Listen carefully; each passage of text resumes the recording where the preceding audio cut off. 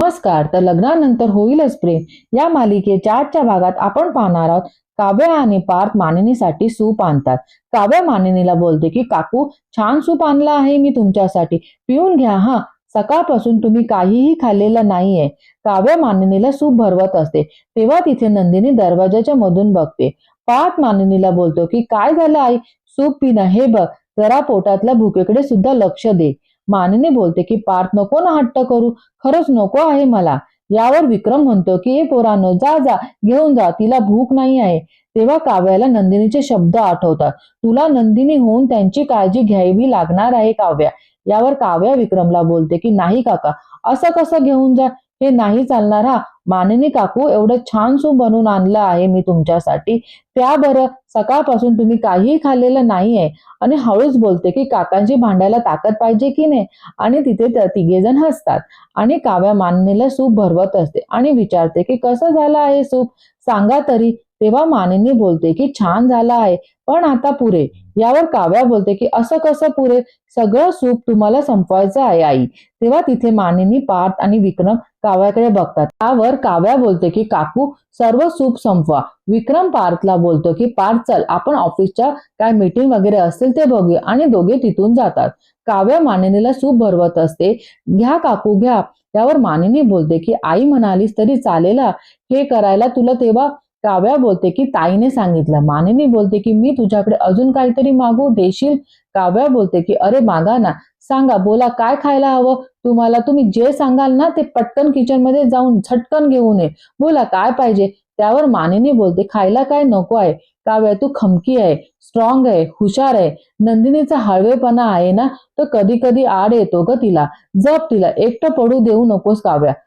काव्या बोलते की या गोष्टीची तुम्ही अजिबात काळजी करू नका, मी माझ्या नंदिनी ताईला कधीच एकटं पडू देणार नाही. आणि आता माझ्यातला खमकेपणा सगळ्यांना दाखवायची वेळ आली आहे, आजच दाखवते. तेव्हा दुसरीकडे आपण पाहतो की काव्या देवापुढे शुभम करोती बोलत असते. तेव्हा सर्वजण एक एक करून तिथे येतात. तिची आरती झाल्यावर ती मानिनींना आरती देते. काव्या सगळ्यांना आरती देत असते. तेव्हा आत्या सुद्धा पुढे येऊन देवाला नमस्कार करते आणि नंदिनीकडे जाऊन नंदिनीला बोलते की तू जो मला प्रश्न विचारला होतास ना नंदिनी, तो प्रश्न तुला विचारावासा वाटतो. शत्रू बुद्धी विनाश, शत्रू जर का घरचाच असेल तर काय करायचं ग रम्या. यावर रम्या बोलते की आई, अगं 24 तासाची मुदत घ्यायची. तेव्हा काव्या नंदिनी आणि आत्याच्या मध्ये उभी राहते. आत्या काव्याला बोलते की काय आहे ना काव्या, तू कितीही शुभम करोती म्हण आणि देवापुढे कितीही लोटांगण घाल, काहीही उपयोग नाही आहे. कारण तुझी बहीण खोटी ठरली आणि आज हिच्यामुळे घरातलं वातावरण कलुषित झालंय. आणि काय ग नंदिनी, 24 तास मागून घेतले, साक्षीदार घेऊन आले, मग काय झालं, शेवटी चक्रव्यूहात अडकलीस ना काय. रम्या बोलते काय करणार आई, शेवटी आयुष्य चक्रव्यूह आहे ना, आणि आपण सगळे अभिमन्यू आहे. आणि हसते. यावर जीवा बोलतो की एकदम करेक्ट बोलली रम्या, आपण सगळेच अभिमन्यू आहेत, म्हणजे तुम्हीही अडकणार, आणि असे अडकणार तेव्हा सुटता सुटणार नाही. यावर आत्या हसूनच बोलते की हो, पण मी तर सुटले, मग अडकलं कोण, तुझी बायको. काय ग नंदिनी, स्वतःच्या तलवारीने स्वतःवरच वार करून घेतले, तुझा पुरावा तर पलटला ग नंदिनी. आणि दोघी जायला निघतात. तेव्हा काव्या रागावूनच बोलते की आता येणारी वेळच ठरवेल कोण कोणावर पलटणार. ज्या क्षणी माझ्या नंदिनी ताईने सांगितलं होतं तुम्ही तिला लग्नातून किडनॅप केलं, त्या क्षणी माझ्यासाठी हा विषय संपला होता. पण फक्त विक्रम काकांना पुरावा दाखवायचा आहे ना, म्हणून थांबले. ज्या दिवशी पुरावा मिळेल त्या दिवशी तुम्ही आहात आणि मी. तुम्हाला कल्पना नाही आहे आत्याबाई, तुम्ही माझ्या नंदिनी ताईला जितकं दुखवलं आहे त्यापेक्षा काही पटीने जास्त मी दुखवली गेलीये. त्यामुळे उलटी गिनती सुरू कर, असे चुटकी मारूनच बोलते. तेव्हा आत्या रम्या थोडे घाबरून जातात. काव्या आत्याच्या अंगावर जाते आणि बोलते की हो, तुमचे दिवस भरे परेत. माझ्या नंदिनी ताईकडे वाकड्या नजरेने बघितलं आणि तिला काही जरी बोलला तर ही काव्या आता पुरावा सापड्याची वाट नाही बघणार, कळलं. त्यामुळे आता शहाणा मुलीसारखे अबाउट टर्न घ्या आणि तुमच्या मुलीवर तुमच्या रूम मध्ये जाऊन आराम करा. आणि दोघी तिथून निघून जातात. काव्या नंदिनीकडे बघून बोलते की एक गोष्ट लक्षात ठेवताय, या सगळ्यात तू एकटी नाही आहेस. आरतीवर हात ठेवून बोलते की मी आहे तुझ्यासोबत. पार सुद्धा पुढे येऊन नंदिनी, काव्या, मी सुद्धा आहे तुमच्या सोबत. नंदिनीला हे बघून बरं वाटतं. तेव्हा जीवा बोलतो मी नाही, आम्ही. तो सुद्धा हात आरतीवर ठेवतो आणि बोलतो की आता काही झालं तरी नंदिनीला निर्दोष मुक्त केल्याशिवाय मला चैन पडणार नाही. चक्रव्यूह त्यांनी रचला होता, आता आपण मिळून तो भेदूया आणि नंदिनीला निर्दोष मुक्त करूया. तेव्हा नंदिनी सुद्धा आरतीवर हात ठेवते. दुसरीकडे आपण पाहतो की रेखाताई गणपतीजवळ हात जोडून प्रार्थना करत असते. नैनाला आणि तिच्या बाळाला सुखरूप ठेव. तेव्हा डॉक्टर तिथे येतात.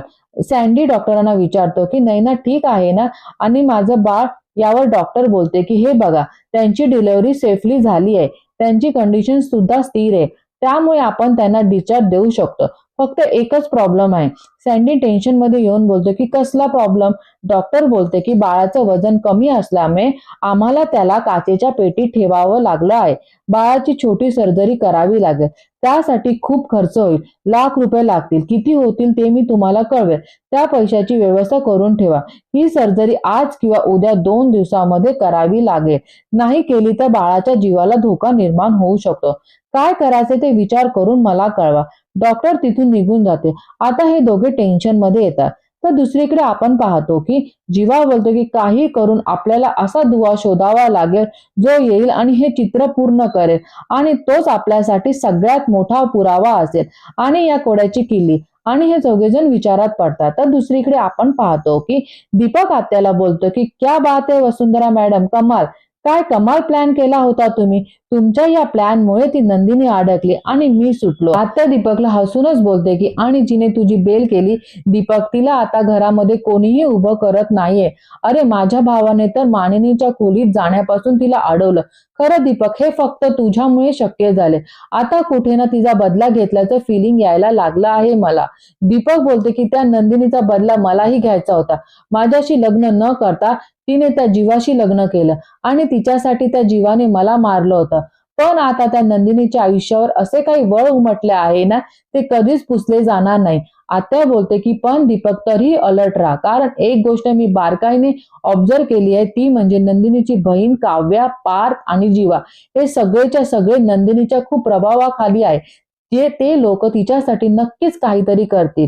हे बघ दीपक, तू बेलवरती सुटलास पण मोकाट फिरू नको, जीवा आणि पार्थच्या हाती लागू नको, येते लक्षात.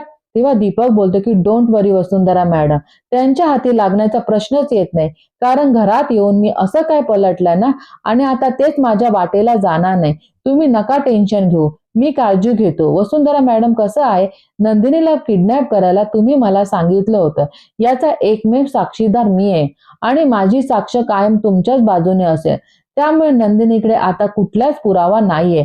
आता काही झालं ना तरी ती नंदिनी स्वतःला निर्दोष सिद्ध करू शकणार नाही आणि फोन ठेवून देतो. तर दुसरीकडे आपण पाहतो की जीवा नंदिनीला बोलतो की तुला निर्दोष सिद्ध केल्याशिवाय मी शांत बसणार नाहीये. नंदिनी, आणि काही झालं तरी स्वतःला एकटं समजू नको. यावर नंदिनी बोलते की मला माहिती आहे जीवा, तुम्ही सगळे माझ्या सोबत आहात आणि कायम असे सोबत राहा. जीवा नंदिनी जवळ जाऊन बोलते की खरंच सोबत राहू नंदिनी. तेव्हा तिथे पार्थ येतो आणि पार्थ बोलतो की येऊ का आत? जीवा बोलतो की विचारतोयस काय, ये ना. नंदिनी बोलते की या ना. काव्या नाही आली? काव्या सुद्धा बोलते आले आले घ्या. तेव्हा पार्थ बोलतो की इतके सँडविच तुम्ही बनवले? काव्या बोलते की हो, म्हणजे काय झालं, मी मानिनी काकूसाठी टॅमॅटो सूप बनवलं, विक्रम काकासाठी आलू पराठे, थोडे टॅमॅटो उरलं होतं, थोडं उकडलेले बटाटे उरले होते, ब्रेड मध्ये टाकले, सँडविच बनवलं, मस्त चीज टाकून घ्या, खा. तेव्हा पार्थ मस्करीमध्येच बोलतो की तुमची मेहनत बघून डोळ्यात पाणी आलं. काव्या पार्थला बोलते की मारला टोमना, तुम्ही एक संधी सोडू नका देशमुख. यावर पार्थ बोलतो की कौतुक करते तुमचं. काव्या चिडूनच बोलते की कसलं कौतुक, राहू दे, मला माहिती आहे तुमचं कौतुक. तेव्हा काव्या नंदिनीला विचारते ताई तू सांग. तेव्हा नंदिनीच्या डोळ्यात पाणी आलेलं असतं. दुसरीकडे आपण पाहतो की सँडी रेखाताईला बोलतो की आता कसं करायचं, आता हा लाखो रुपयाचा खर्च कसा परवडणार आहे आपल्याला. तेव्हा रेखाताई बोलते की आता काय करायचं आपण. तेव्हा सँडी बोलतो की आपण आपल्या बाळाला साध्या हॉस्पिटलमध्ये घेऊन जाऊ. रेखाताई बोलते की काय बोलतेस तू, बाळाची अवस्था काय आहे, अशामध्ये त्याला दुसरीकडे नेताना काय झालं तर. सँडी चिडूनच बोलतो की सगळी चूक त्या पार्थ आणि काव्याची आहे, त्यानेच आपल्या एवढ्या महागड्या हॉस्पिटलमध्ये आणलाय. तेव्हा रेखाताई बोलते की बरा आहेस ना तू, अरे आपण म्हणून त्यांनी आपल्यासाठी एवढं केले, डिलिव्हरीचे पैसे सुद्धा अकाउंटमध्ये टाकले आणि वरून तू त्यांनाच बोलते त्यांच्यामुळे तुझी बायको वाचली, तिची व्यवस्थित डिलिव्हरी झाली. तेव्हा सँडी बोलते की हो पण ताई, आता आपली मदत कोण करणार आहे? डॉक्टरांनी सर्जरी सांगितले. या महागड्या हॉस्पिटलमध्ये किती बिल होणार आहे? ते जमणार आहे का आपल्याला? रेखाताई बोलते की हे बघ, आपण करू काहीतरी, मी करते काहीतरी. तेव्हा रेखाताई पिशवीतून फोन काढते आणि मनात बोलते की नंदिनीला बोलून घेऊ का इथे, का पैसे मागू तिच्याकडून. आता दुसरीकडे आपण पाहतो की काव्या नंदिनीला बोलते की अगं काय झालं रडायला? नंदिनी डोळे पुसून बोलते की आनंद अश्रू आहे वेळे, माझी लहान बहीण किती मोठी झाली आहे. Thank you so much Kavya. Kavya बोलते की थँक्यू कशाला? नंदिनी बोलते की बाबांना आवडणार नाही म्हणून किचनमध्ये गेलेच नाही मी, पण माझ्या मागे माझी सावलीसारखं सगळं काही करतेस तू. आणि खरंच किती छान करतेस, किती छान सांभाळते घर. I am proud of you. Kavya हसूनच बोलते की काय ताई तू, पण एक टीम आहोत ना आपण, असं एकमेकींना आपण खाली पाडून देऊ का? नंदिनी बोलते की अजिबात नाही, हा काय प्रश्न झाला? आणि दोघी गळे भेटतात. पार दोघींना बोलते की तुमचं भगिनी प्रेम उरकलं असेल तर आता आपण मुद्द्यावर येऊया का? काव्या बोलते की बोला. तेव्हा जीवा बोलतो की एक मिनिट आणि दरवाजा बंद करून घेतो. जीवा बोलतो की विषय हा आहे की नंदिनीची निर्दोष सुटका करणार, पण प्रश्न हा आहे ती करायची कशी? काव्या बोलते की नाही, आपल्याला काहीतरी ठोस पुरावा नक्कीच लागणार आहे आणि ताई पिऊ आपला पुरावा होईल असं मला तरी नाही वाटत. यावर जीवा बोलतो की एक्झॅक्टली, आणि तो नालायक दीपक त्याला पुरावा म्हणून आणू शकत नाही. पार्थ बोलतो की वसू आता खुद एक मोठा पुरावा आहे, पण त्या काही आपली मदत करणार नाही. पुरावा शोधायला काहीतरी धागा सापडलाच पाहिजे. दुसरीकडे आपण पाहतो की सँडी रेखाताईला बोलतो की आता कसला विचार करतेस, वेळ नाही आहे आपल्याकडे, लाव फोन, कोणाला लावणार होती. तेव्हा त्याचे लक्ष बांगडीकडे जातं आणि बोलतो की एक मिनिट, या बांगड्या सोन्याच्या आहेत? रेखाताई बोलते हो. तेव्हा सँडी बोलते की कधी केल्या? रेखाताई बोलते की या बांगड्या मला नंदिनी लग्नाच्या वाढदिवसानिमित्त भेट दिले होते. खरं तर मी तिला आता फोन करणार होती, पण आता नको. आपण आता असं करूया, या बांगड्या घाण ठेवते. शेवटी नंदिनीने दिलेल्या या सोन्याच्या बांगड्या आपल्याला उपयोगी पडल्या. तेव्हा सँडी विचारच पडतो. दुसरीकडे नंदिनी बोलते की काहीतरी धागा नक्कीच सापडेल, कारण कुठलाच क्राईम 100% परफेक्ट नसतो. कुठला तरी तुकडा मागे राहतो जो आपल्याला पुरावाकडे लीड करतो. तेव्हा पार्थ बोलतो की करेक्ट, काहीतरी लीड सापडायला हवं.